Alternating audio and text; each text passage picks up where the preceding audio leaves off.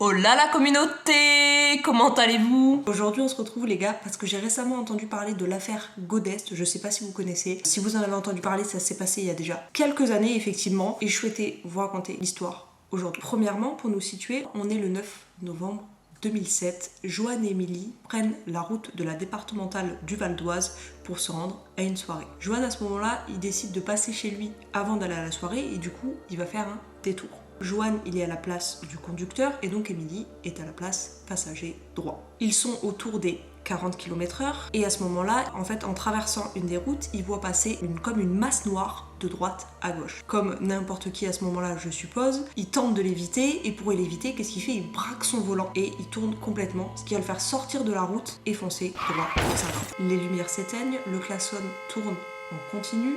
Ils sont tous les deux complètement sonnés et sous le choc surtout. Mais en seulement quelques secondes, avant qu'ils aient le temps de comprendre quoi que ce soit, un incendie va se déclarer du côté passager, donc du côté d'Émilie. Émilie, du coup, réflexe humain, elle va tenter de sortir vite de la voiture, de s'extirper. Sauf qu'en faisant ça, elle va ouvrir la portière et ça va créer un appel d'air et elle va complètement prendre feu. L'ambulance et les gendarmes vont arriver quelques minutes plus tard, sauf que Émilie, à ce moment-là, elle est dans un état critique. Par contre, Joanne, lui, il s'en sort miraculeusement indemne. Les gendarmes, ils font leur enquête classique, ils vont donc interroger Joanne. Il déclare donc se rendre à une soirée avec sa compagne à 6 km de là, voir un animal traverser, tenter de l'éviter, donc mettre un coup de volant et s'encastrer dans un arbre. Lorsqu'il retrouve ses esprits, il commence à voir des petites flammes au niveau des avant-bras d'Émilie, donc il va tapoter dessus pour essayer de les éteindre, sauf qu'à ce moment-là, Émilie, elle sort, et c'est là où ça va faire un appel d'air, et d'un coup, tout va s'enflammer. Il sort vite de la voiture pour l'aider et en plus il pense qu'il y a une bouteille d'eau à l'arrière, donc il prend vite la bouteille d'eau, il la jette sur Émilie, mais ça ne change rien. Il pense donc aussi j'ai un extincteur à l'arrière, donc il court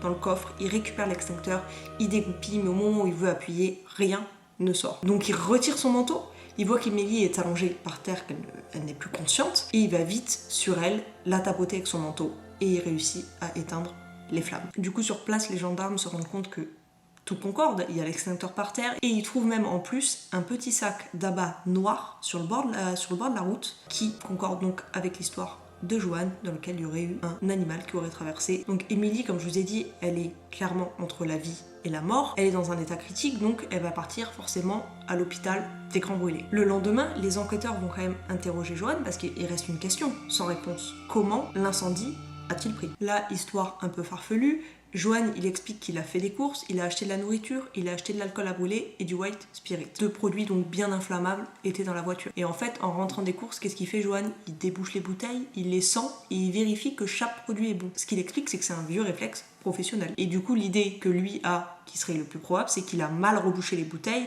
et qu'au moment de l'accident, avec le choc, la bouteille s'est ouverte, le bouchon a sauté et que ça s'est clairement renversé par terre. Il s'explique pas du tout comment le feu a pris, mais il explique qu'après le choc, en fait, il a vu une lueur. Il sait pas si c'est le téléphone d'Émilie, un briquet, mais une lueur tombée par terre et d'un coup, ça s'enflamme. Avec toutes ces histoires, comme n'importe qui, les enquêteurs commencent à douter, ils se disent c'est quand même très farfelu comme histoire, beaucoup de coïncidences, donc ils commencent à se renseigner un peu sur la vie de Joanne. Et en fait, il s'avère que c'est quelqu'un qui est décrit comme étant quelqu'un de bien, sans histoire. En plus, au moment du drame, Joanne et Émilie ils sont ensemble depuis 4 ans et pour tous les deux, c'était un coup de foudre. Quelques mois avant, ils vont même du coup se fiancer et ils parlent déjà d'habiter ensemble. Donc tout va bien dans le meilleur des mondes pour eux, donc quelle raison aurait Joanne en même temps? Avant de boucler définitivement leur enquête et de valider la cause accidentelle, les enquêteurs souhaitent quand même aller constater les faits de jour. Sauf que là, plusieurs éléments vont tout remettre en question. Le premier, Joanne elle est s'encastrer dans un arbre, mais à aucun moment il n'a freiné. Et pourtant, c'est souvent le premier réflexe que tu as. Tu vois quelque chose devant toi, tu freines. Ensuite, le positionnement du véhicule est super bizarre. Il est positionné de telle manière où on dirait qu'il est garé sur le bord de la route en face de l'arbre. Il n'est pas du tout en diagonale ou autre, comme si tu dérapes, tu tapes dans l'arbre. Troisième indice, il dit avoir donné un coup de volant, sauf que les roues sont complètement droites, comme s'il avait été volontairement sur l'arbre. Ça met encore plus le doute, comme je vous ai dit, aux experts, et du coup, ils vont approfondir tout ça. Déjà, tout le véhicule a brûlé, sauf le tapis de sol du côté passager, donc du côté d'Émilie. Ça veut dire que le feu n'est pas parti du sol, mais il est bien parti du siège d'Émilie. Les premières expertises médicales d'Émilie vont d'ailleurs prouver que ces brûlures ont été provoquées par des coulures qui ont eu lieu du haut vers le bas. Et si, comme le dit Joanne, les bouteilles avaient roulé sur le sol, c'est les jambes d'Émilie qui aurait d'abord pris feu et pas le haut. Ça ne concorde donc clairement pas avec la déclaration qu'a fait Joanne. Bon, après on va pas se le cacher, quand tu vis un tel accident, tu penses pas à tout analyser, tu regardes pas vraiment ce qui se passe, t'es un peu dans un autre monde. Mais vu que les gendarmes, du coup, ils essaient de comprendre de ce qui s'est passé, à quel moment le feu s'est déclenché, à partir d'où, donc ils vont demander aux parents en fait d'Émilie de ramener les vêtements qu'elle portait ce soir-là. Ça va clairement payer parce qu'en ouvrant le sac, ils se rendent compte, à l'instant où ils ouvrent le sac, que le jean d'Émilie sent énormément l'alcool à brûler. Il est clairement imbibé à ce moment-là, il est mouillé. Donc là, ils reprennent les faits et ils se disent, mais en fait, c'est pas le véhicule qui a brûlé et Émilie qui a pris feu, c'est Émilie qui a pris feu, qui est comme une torche humaine qui a fait embraser aussi l'habitacle du véhicule. Et du coup, comment ça se fait qu'Émilie, elle s'en sorte complètement brûlée? C'est elle qui a tout l'alcool à brûler, mais par contre, Joanne, il s'en sort complètement indemne. Après 5 semaines de coma artificiel, les gendarmes vont entendre la jeune fille qui se réveille douloureusement, c'est-à-dire qu'à ce moment-là, elle est complètement bandée de la tête aux pieds. Il lui reste que le bout du nez qui dépasse et elle ne peut pas bouger. Lors de cette audition, Émilie, elle va raconter du bien de son compagnon. Effectivement, il est gentil, il est attentionné et oui, ils sont réellement amoureux. Concernant le soir de l'accident, exactement les mêmes faits que son compagnon. Elle a vu vraiment une ombre passer et du coup, son compagnon a essayé de l'éviter et a tourné le volant. Sauf qu'elle se souvient pas de tous les détails, etc. C'est un peu compliqué. Les gendarmes se rendent vite compte qu'en fait, elle est pas audible. Là, elle peut pas raconter toute l'histoire. Elle a du mal à se souvenir.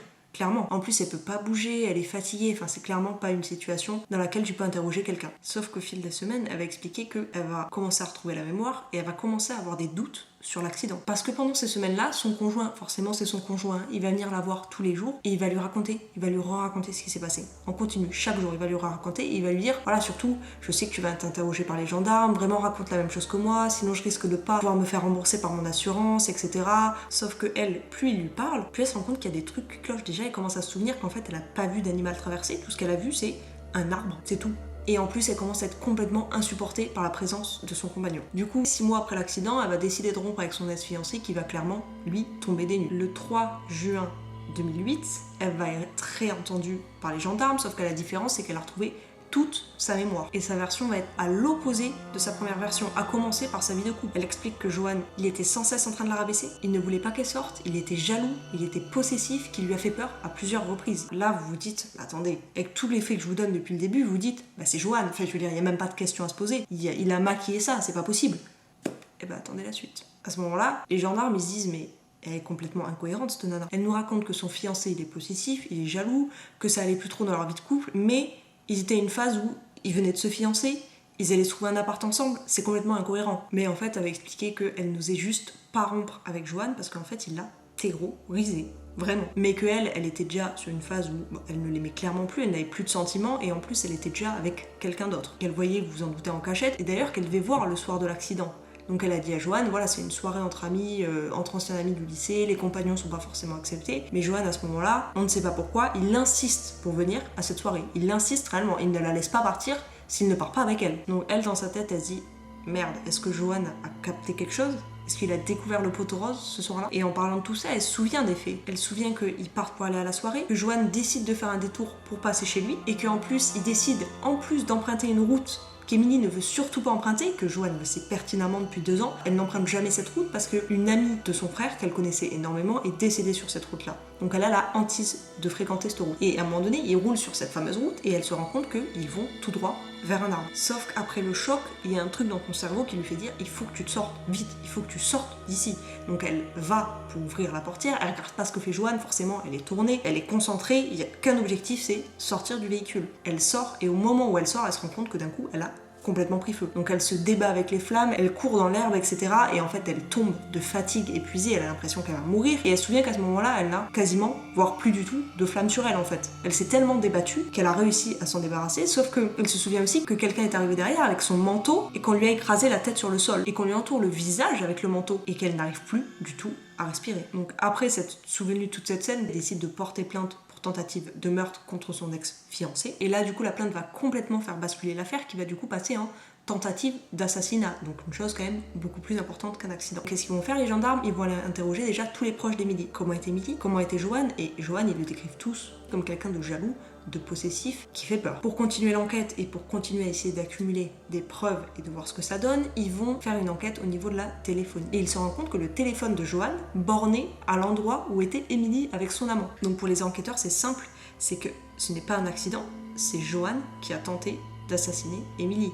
Et au moment en fait où elle s'est tournée pour ouvrir la portière, Johan l'aurait aspergé d'alcool à brûler et y aurait mis le feu. Mais il n'y a clairement pas assez de preuves pour inculper Johan du tout, parce que lui, il faut savoir qu'il nie tout en bloc. Pareil pour la téléphonie, il dit « je suis bien passé à la gare, je suis bien passé pas loin de cette gare, mais je n'ai pas vu ni Émilie ni son amant. Si je les avais vus, le soir même, j'en aurais parlé à Émilie, ce qu'il n'a pas fait. Et donc il n'y a pas de preuve, à aucun moment il n'a dit à Émilie « je t'ai vu aujourd'hui avec ton amant ». À aucun moment, donc il n'y a aucune preuve qu'il ait vu la moindre chose. Mais par chance pour les enquêteurs, 6 mois après l'accident, un nouvel expert va être dépêché à la casse où était, vous en doutez, stockée la voiture brûlée, et il va trouver une énorme preuve. C'est quoi cette preuve? C'est une bouteille d'alcool à brûler cachée sous le siège conducteur. Bon là vous vous en doutez, avec ce nouveau fait là, Johan il est clairement mis en examen et incarcéré pour tentative d'assassinat. L'enquête est donc bouclée. En fait non, c'est pas si facile. En juin 2009, Johan il est incarcéré depuis maintenant 6 mois et son avocat va réussir à prouver que la bouteille d'alcool qui était cachée sous le siège conducteur ne correspond pas du tout à la bouteille d'alcool achetée par Johan le jour même. Alors ça c'est un petit fait, mais le deuxième fait, c'est qu'une bouteille d'alcool ne peut strictement pas résister aux chaleurs d'un accident. Là, quand la voiture a pris feu, c'était au minimum à 1200 degrés. Tout a brûlé de A à Z. Cette bouteille n'aurait jamais résisté à une chaleur pareille. Troisième fait, quand les pompiers et les gendarmes sont intervenus la toute première fois, ils n'ont jamais trouvé cette bouteille d'alcool à brûler. Jamais. Et pourtant, elle était quand même très évidente. Faut pas beaucoup fouiller pour la retrouver sous le siège conducteur. Alors d'où vient cette bouteille? Ça, c'est un mystère. La défense donc du jeune homme va réussir à prouver 2 choses. La première, c'est que d'une, il faisait trop noir pour voir quoi que ce soit, c'est-à-dire qu'il n'était même pas possible de viser un arbre. Il faisait beaucoup trop noir. De 2, il est complètement possible que la voiture de Johan ait glissé, pour se mettre dans une position de type droite, et surtout que du coup, l'alcool à brûler qui était à l'arrière, les 2 bouteilles, en fait, soient descendues et tapées dans le tableau de bord et rebondies en fait sur Émilie. Et je vous annonce donc que c'est cette théorie qui va convaincre le dernier juge d'instruction. Du coup, qu'est-ce qui s'est passé? Forcément, Johan a été immédiatement libéré. Mais il faut savoir que le 5 janvier 2017, donc au terme de 10 ans d'instruction, la défense de Johan remporte une première bataille. Le juge ordonne un non-lieu total. Seulement, eh ben non, rebondissement encore une fois. Le lendemain de cette décision, le parquet a décidé de faire appel. Pour le procureur, le scénario de Johan ne tient pas du tout la route. Il y a clairement beaucoup trop de coïncidences. Et donc le dernier procès a eu lieu 2 ans après, donc en 2019. La thèse soutenue par la défense et par Johan, comme quoi tout ça n'est qu'un malheureux concours de circonstances, n'a clairement pas convaincu les jurés. Johan a donc été condamné à 20 ans de réclusion criminelle, d'une pour avoir tenté de brûler son ex-fiancée vive, parce qu'elle était clairement sur le point de le quitter, et surtout également d'avoir voulu maquiller ça en accident de la route. Voilà pour cette petite histoire, c'est encore une fois terrible comme d'habitude. Je souhaitais vous la raconter parce qu'il y a eu beaucoup de retournements de situation. Quand j'ai lu à plusieurs reprises, quand j'ai regardé les reportages etc. sur cette histoire, je me suis dit waouh, ça a été des années et des années. Le drame a eu lieu en 2007, la condamnation se fait uniquement en 2019, ce qui est extrêmement long, ce qui a dû être terrible pour Émilie. Les preuves sont là mais sans être trop là. C'est très compliqué d'analyser cette affaire, c'est pas limpide, hein, je vais pas vous le cacher. Merci à tous ceux qui en sont restés jusque là. Si vous voulez plus d'histoires comme ça, n'hésitez pas à vous abonner et surtout n'hésitez pas à me dire ce que vous en pensez à chaque fois. Est-ce que vous avez vu, est-ce que vous avez entendu parler de cette histoire? N'hésitez pas à me le dire en commentaire. En tout cas les gars, je vous récupère pour vous dire au revoir comme d'habitude. Il commence à faire nuit en plus hein. Et bien écoutez, on se fait de gros bisous et on se dit à vendredi prochain. Gros bisous.